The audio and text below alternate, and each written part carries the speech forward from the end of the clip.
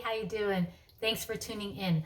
I am sharing another yummy recipe, and it is a couple of ingredients, and you'll see how easy it is. It just needs time and patience. And what it is Japanese style salt and pepper kiriotoshi pork. So kiriotoshi translates to basically a shaved meat, and you'll see, I'll show you why.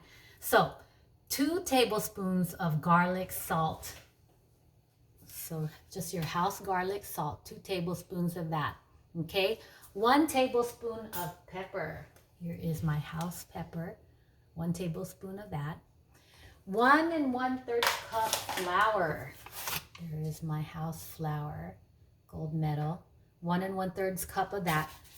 2/3 cup cornstarch. This is what I feel is the primary ingredient and why it makes this kiriotoshi so yummy. So 2/3 cup cornstarch. 1 to 1.5 pounds of kiriotoshi pork. So that's basically shaved meat. That translates to shaved meat, like I said earlier. And this is what it looks like. So this is basically pork loin shaved down thin. Okay, so here's another piece. And it's basically, to me, like bacon, like unsalted bacon. So you see how thin that is. But of course, this comes plain, no flavors to it yet. Okay, so I got this shaved meat at the Japanese market, and I'm sure that you can probably find it at other Asian markets. So you get the gist. It's thin sliced pork loin. All right, so those are the ingredients, and of course your canola oil, because this is a fried delicious recipe. So about 1 cup of canola oil, and you'll see. So let's get started on the mixing. I'll show you here. All right, 2 tablespoons of garlic salt. 1, 2. 1 tablespoon of pepper.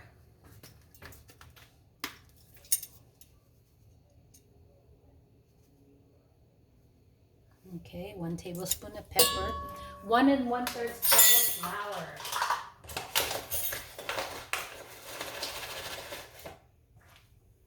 So 1 1/3 cup.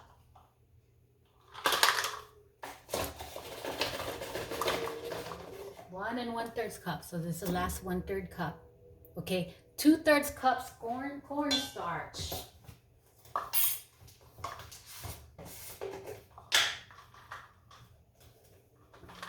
All right, so definitely get the brand cornstarch. This is the only cornstarch I use, and it works each and every time. It never fails. So 2/3 cup cornstarch. And this is the same brand cornstarch that I do my happiya with. So definitely I recommend this one, okay, Argo brand. So 2/3 cup cornstarch. Okay, so that's all you need besides the pork, and I'm going to mix it up.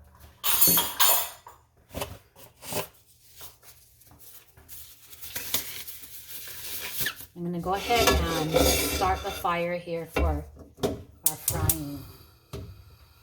That needs some time.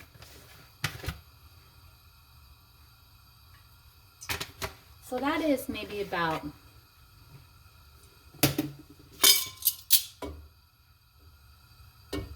1/4 inch deep, and that should do. Okay, so I'm going to go ahead and mix up the powder. Okay, we want a good mix of this stuff so that each and every piece has the equal amount of salt and pepper.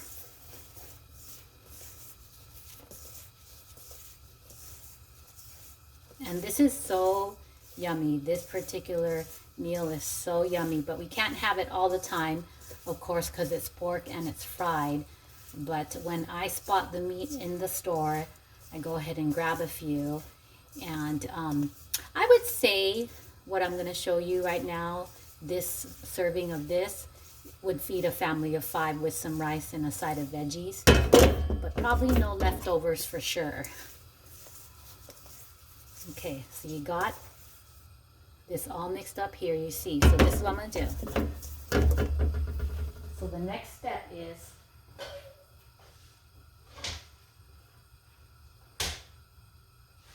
I have my kiriotoshi out on a plate right here. So what I'm going to do is I'm going to go ahead and dip it in. I'm going to bread it, and then I'm going to put it into the oil. Okay, so I'm going to generously bread it and then put it into the oil.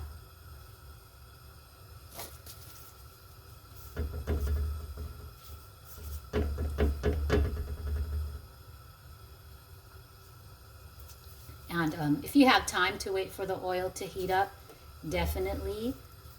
I'm just going to go ahead and put it in this mildly heated oil so that you can get with the video. Here's another breaded one. I generously oil it up. Bread it up.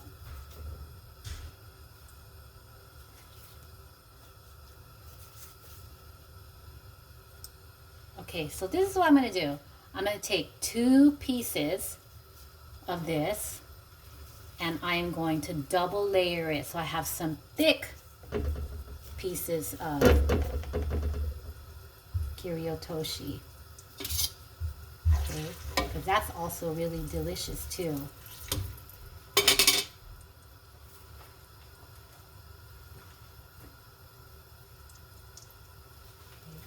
So here is, this is about 4 thin slices, and I'm going to go ahead and bread it up.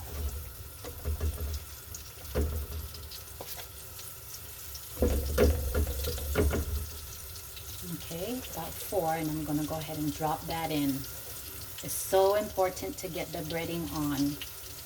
Okay, so important. So here we go. Let me drop this in. All right.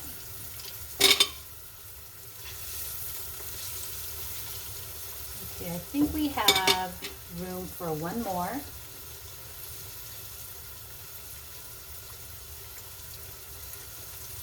Okay, actually room for a few more. So here is a thin slice. Again, go ahead and put that in.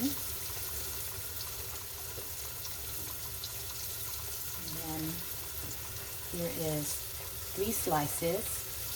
1, 2, 3. I'm going to go ahead and bread that up.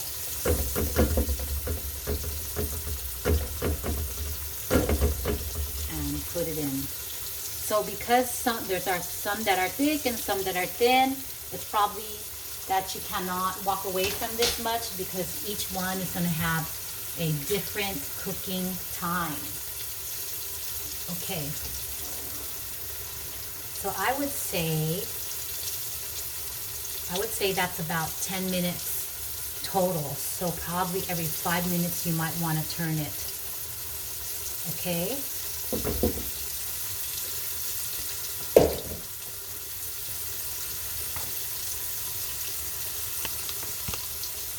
All right. So let's make this a short video today. So I had the luxury of actually cooking the kiriotoshi beforehand because I bought 2 packages of 1.1 to 1.5 pounds of the sliced meat.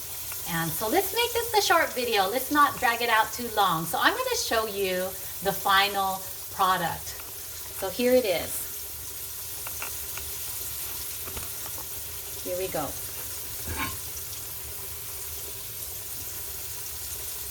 Doesn't that look delicious? So delicious. So here they are, fried, and like I said earlier, probably about 5 minutes on each side. So definitely can't walk away too much because each one that I put in has a different cooking time.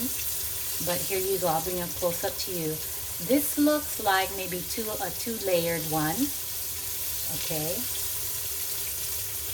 This one looks about 4 layers of it. All right.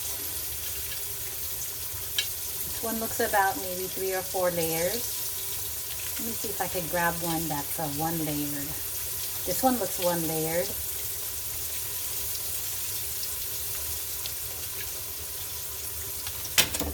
Whoops. Here is one that's one layered. So you kind of see how it's kind of shaped like bacon. So can you imagine a deep fried bacon in a super, super crunchy shell? And that's where the cornstarch is so important. That's like the #1 ingredient in this